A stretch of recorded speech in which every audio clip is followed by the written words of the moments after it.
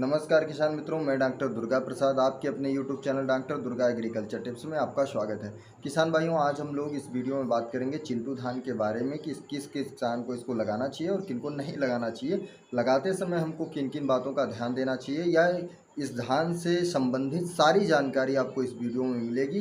तो बने रहिए वीडियो को और बिना स्किप किए पूरा वीडियो ज़रूर देखिएगा। अगर वीडियो पसंद आए तो लाइक, सब्सक्राइब और शेयर करना ना भूलिएगा। किसान भाइयों, यदि आप किसान हैं तो इस वीडियो में आपको ये वीडियो पूरा देखनी है ताकि आपको इस धान के इस किस्म से जो संबंधित जो आपकी समस्याएं हैं, जो आपको कंफ्यूजिंग है, वो आपका समाप्त हो। किसान भाइयों, सबसे पहले हम बात करते हैं पौधे की ऊंचाई क्या होती है चिंटू धान की। तो इसकी ऊंचाई लगभग 100 से 105 सेंटीमीटर इसका पौधा ऊंचा होता है। इसका बीज दर जो है वो आपको 1 एकड़ खेत में यदि इसका धान रुपाई करवाना है तो उसमें आपको लगभग 10 किलोग्राम बीज की आवश्यकता पड़ती है 1 एकड़ खेत में। ठीक है। वहीं बात करें बोने की विधि, तो इसकी आप बुआई भी कर सकते हैं। यदि आपके यहाँ रुपाई होती है तो आप जो है रुपाई भी इसकी करवा सकते हैं। किसान भाइयों, इसका बुआई का जो टाइम होता है, जो समय अगर होता है, तो हमारे यहाँ खरीफ में धान की खेती होती है। अगर आपके यहाँ रबी मौसम में भी धान की खेती होती हो तो आप इसको खरीफ और रबी दोनों में लगा सकते हैं, वरना इसकी खेती खरीफ में हमारे यहाँ की जाती है। किसान भाइयों, इसकी बुआई की दूरी की बात करें, पौधरोपण की दूरी की बात करें, तो इसमें आपको पौधे से पौधे की दूरी जो है वो 15 सेंटीमीटर रखनी है और लाइन से लाइन की दूरी 20 सेंटीमीटर के अंतराल पर इसको लगाना है। एक जगह पे आपको 4 से 5 धान को लगवाना है। इस चीज़ का आप ध्यान रखिएगा।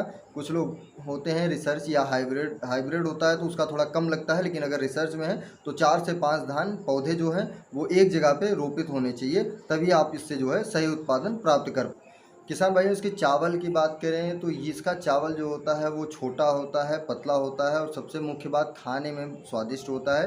तो यदि आप खाने के उद्देश्य से लगाना चाहते हैं तो भी आप इसको लगा सकते हैं। यदि आप मार्केटिंग के उद्देश्य से, उत्पादन के उद्देश्य से लगाना चाहते हैं तो भी आप लगा सकते हैं। लेकिन आपको थोड़ा सा ध्यान इसमें ये देना है कि आप पहले अपने यहाँ मंडी में या अपने मार्केट में आप कंफर्म कर लीजिए कि आपके यहाँ किस चावल का रेट अच्छा होता है, पतले का होता है या मोटे वाले का अच्छा होता है। कुछ जगहों पे मोटा वाला धान जो होता है वो अच्छे रेट में जाता है, कुछ जगहों पे पतला वाला धान जो होता है वो अच्छे रेट में जाता है। तो ये पतला धान है तो आप अपने हिसाब से एक बार पता कर लीजिएगा मंडी में, मार्केट में, उसके बाद इसकी आप बुआई करवा सकते हैं। इसमें उत्पादन की बात करें तो किसान भाइयों, इसमें आपको लगभग जो है 28 क्विंटल प्रति एकड़ उत्पादन मिल जाता है। लेकिन देखिए, हम उत्पादन आपको नॉर्मली बताते हैं, जनरली जो उत्पादन होते हैं। आपको इतना उत्पादन लेने के लिए अपने फार्म का मैनेजमेंट सही तरीके से करना, उनको रोग से मुक्त रखना, सही समय पे खाद और सही समय पे बुआई तथा सही समय पे उनका रोग नियंत्रण, कीट मैनेजमेंट, ये सारी चीज़ें होनी बहुत ज़रूरी होती हैं। अगर इसमें से किसी चीज़ में आपको समस्या आती है तो वो जो है उत्पादन के ऊपर पूर्णतः डिपेंड होता है, उत्पादन उससे पूर्णतः प्रभावित होता है। तो ये ना कंफर्म समझिए कि आपकी फसल पूरा रोग ग्रसित हो गई या आपने कभी खाद ही नहीं डाला, कोई मैनेजमेंट नहीं किया, उसके बाद आपको 28 कुंटल तक उत्पादन मिल जाएगा। ऐसा नहीं होता है। आप जिस हिसाब से मैनेज करेंगे अपनी फसल को, उस हिसाब से आपको उत्पादन मिलता है। इसका उत्पादन का जो अधिकतम रेशियो हो वो 28 से 23 कुंटल प्रति एकड़ का रेशियो माना जाता है। किसान भाइयों, इसकी फसल अवधि की बात करें तो ये लगभग 120 से 130 दिन में इसकी फसल तैयार हो जाती है। ये टाइम जो इसमें लिया जाता है, ये जो आपकी नर्सरी में टाइम लगता है 21 दिन या 1 महीने का, उसको भी इसी में जोड़ा जाता है। ठीक है, उसको जोड़ के इसका टाइम जो हम बता रहे हैं आपको 120 से 150 दिन का टाइम इसकी फसल में लगता है। यदि आप इसकी बुआई कर रहे हैं तो आपको इसकी गहराई जो है वो 1 सेंटीमीटर कम से कम रखनी है। इस चीज़ का आपको ध्यान रखना है। किसान भाई, इसके बीज की कीमत की बात करें तो ये लगभग आपको मार्केट में 6 केजी का पैकेट आता है, वो लगभग आपको 600 रुपये में मिल जाता है। और ये लगभग पूरे इंडिया का रेट है, पूरे ऑल ओवर इंडिया का में यही इसी रेट में आपको अवेलेबल हो जाता है आपके यहाँ। तो अगर आप इसको देखिए, इसका 100 रुपये पर केजी के हिसाब से रेट पड़ता है। 10 किलोग्राम प्रति एकड़ के हिसाब से आपको इसकी नर्सरी तैयार करनी होती है। अगर 1 एकड़ रोपाई करवानी है तो 10 किलोग्राम बीज की आवश्यकता होती है।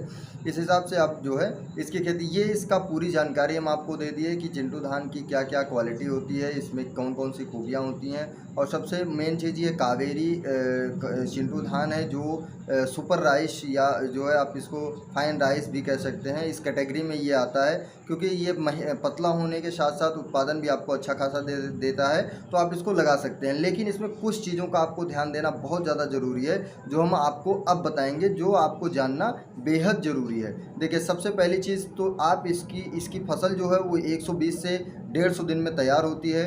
तो ये आप जिस खेत में रबी मौसम की सब्जियां लगाते हैं या रबी मौसम का कोई बुआई करते हैं, जो अगेती आप फसल ले रहे होते हैं, तो आप उस खेत में इसको जो है इसको नहीं लगा सकते हैं, क्योंकि यदि आपने इसको लगा दिया तो आपकी फसल जो है रबी मौसम वाली वो लेट हो जाएगी, विलम्ब से आप लगा पाएंगे, तो हो सकता है उधर आपका नुकसान हो जाए। तो आप फार्म सिलेक्शन करते हुए जब आप खेत का चुनाव कर रहे हों, तो उस समय आप ध्यान दीजिए कि आपको इसको किस खेत में लगाना है। दूसरी चीज़ हमने पहले बताया, इसकी जल मांग जो होती है वो अपेक्षाकृत ज़्यादा होती है, तो आप इसको ऐसे स्थान पे लगाएं जहां जल भराव की समस्या होती है, तो वहां पे ये धान जो है, इसका जो पौधा होता है वो आसानी से अच्छे से ग्रो करता है। और अगर आप ऐसे क्षेत्र में लगा रहे हैं जहां पे जल भराव नहीं होता है, तो आप इस चीज़ का ध्यान रखिएगा कि आपको इसकी बार बार सिंचाई करनी पड़ सकती है। तो उसके लिए आपके पास सिंचाई का जो साधन है वो अच्छा होना चाहिए, तभी आप इससे अच्छा उत्पादन ले पाएंगे। दूसरी चीज़, तो ये लंबी अवधि का जो धान है, तो इसमें जल मांग जो है, आपको पानी अधिक बार जो है इसकी सिंचाई करनी पड़ सकती है।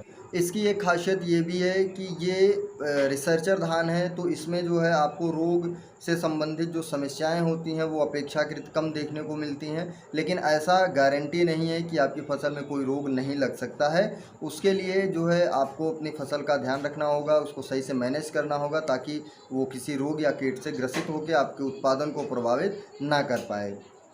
किसान भाइयों, अब की बार हम धान की खेती से संबंधित सारी चीज़ें आपको टाइम टाइम से बताते रहेंगे, तो उसके लिए आप चैनल को सब्सक्राइब कर लीजिए और बेल आइकन ऑल पे क्लिक कर दीजिए, ताकि आपको समय रहते सारी नोटिफिकेशन मिलती रहें और आपको जानकारी होती रहे कि आपको आगे क्या करना है, ताकि आप अच्छा खासा उत्पादन ले सकें। हम अब की बार आपको एक बेहतरीन ट्रिक बताने वाले हैं, जिससे आप उन किसान भाइयों के लिए बहुत काम की है जिनके यहाँ गोबर की खाद या जैविक खाद जो है नहीं अवेलेबल है, नहीं हो पाती है। हम अपने वीडियो में इसकी जानकारी आपको देते रहेंगे कि आपको धान की खेती कैसे करनी है, कब कौन सा चीज़ आपको मैनेज करना है। तो आज के वीडियो में बस इतना ही, मिलते हैं अगली वीडियो में, जिसमें हम आपको खेती संबंधित कुछ नई जानकारियाँ देंगे।